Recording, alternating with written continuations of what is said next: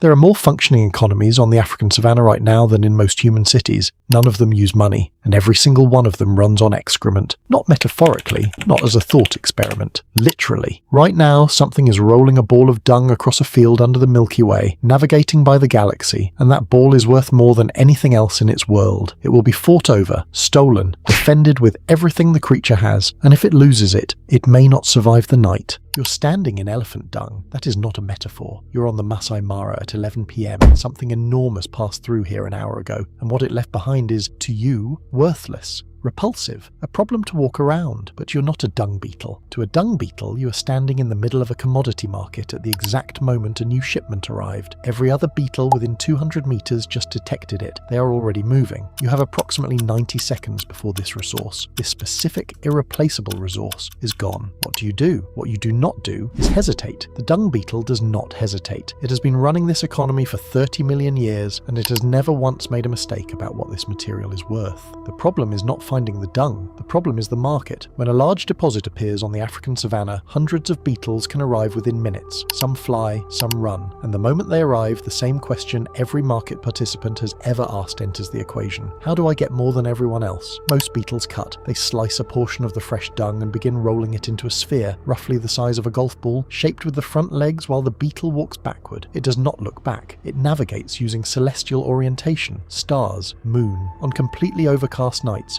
researchers discovered something that changed how we understand animal cognition entirely. The dung beetle uses the Milky Way, not a star, not the moon, the smear of the galaxy itself, the collective glow of 100 billion stars as a directional compass. In 2013, scientists confirmed it. The dung beetle was the first animal ever proven to navigate by the Milky Way. But here is what nobody talks about, why it needs to navigate at all. It needs to navigate because it needs to leave, not because it is afraid, because the market is dangerous. Other beetles steal. It is not occasional, it is strategy. For a beetle without a ball, theft is more energy efficient than manufacturing one from scratch. So the moment you finish rolling, you are a target, and the only defense is distance and speed. Get the ball away from the deposit site before a competitor can intercept you. This is a supply chain problem, exactly as it sounds. The dung beetle manufactures a product at the source. It transports it along the fastest available route. It defends it against competitors during transit, and it delivers it to a location where it can be stored, protected, and used. The only difference between this and a human logistics operation is that the dung beetle has been running it longer, and it does this entirely on instinct. No strategy meetings, no supply chain software, no inventory management. The behavior is hardwired. It works. I've spent a long time thinking about what it means that the first portable economy on this planet was built around something everyone else considered worthless, because that is the thing about value. It is not inherent in the object. It is created by scarcity, by demand, by what happens when the resource is gone. What happens when the dung beetles are gone? In studies where dung beetles were removed from South African pastures, the results arrived fast. Parasite loads in livestock increased. Soil nitrogen dropped. Grass productivity fell measurably within one season. In parts of Australia, where dung beetles are not native and were only introduced in the 1960s, cattle dung sat on the surface for years, undisposed, unburied. The soil beneath it suffocated. The dung beetle is not cleaning up waste. It is running an economy, and like any economy, you only understand its function when it stops. The Egyptians understood this, or what passes for understanding, when you are watching a beetle roll a perfect sphere across the desert floor at dawn. They named it Khepri, the god who rolls the sun across the sky, the force of transformation, the thing that takes what is spent and makes it new. They were not wrong. They were just describing economics in the only language they had. Every human economy ever built follows the same logic the dung beetle discovered first. Find a resource that others have overlooked, manufacture something from it, defend what you've made during transport, store it somewhere no one else can reach it, and if someone tries to take it, fight. Not recycling, economics. The dung beetle didn't evolve to clean the savannah, it evolved to compete. The cleaner savannah is a consequence. The product is the point. You're standing in elephant dung at 11 PM on the Masai Mara. You know now what you didn't know at the start, that what you're standing in is not waste. It is inventory. It is the thing that someone else already identified as valuable before you arrived. Every market on Earth runs on the same discovery. Not that something has value, that something has value as to someone who got there first, and somewhere above you the Milky Way is spread across the sky, and something smaller than your thumb is using it to navigate, not away from the smell, toward the market. The dung beetle didn't find a market, it built one. The army ant built something older than that, and it involves infrastructure that puts every road we've ever built to shame.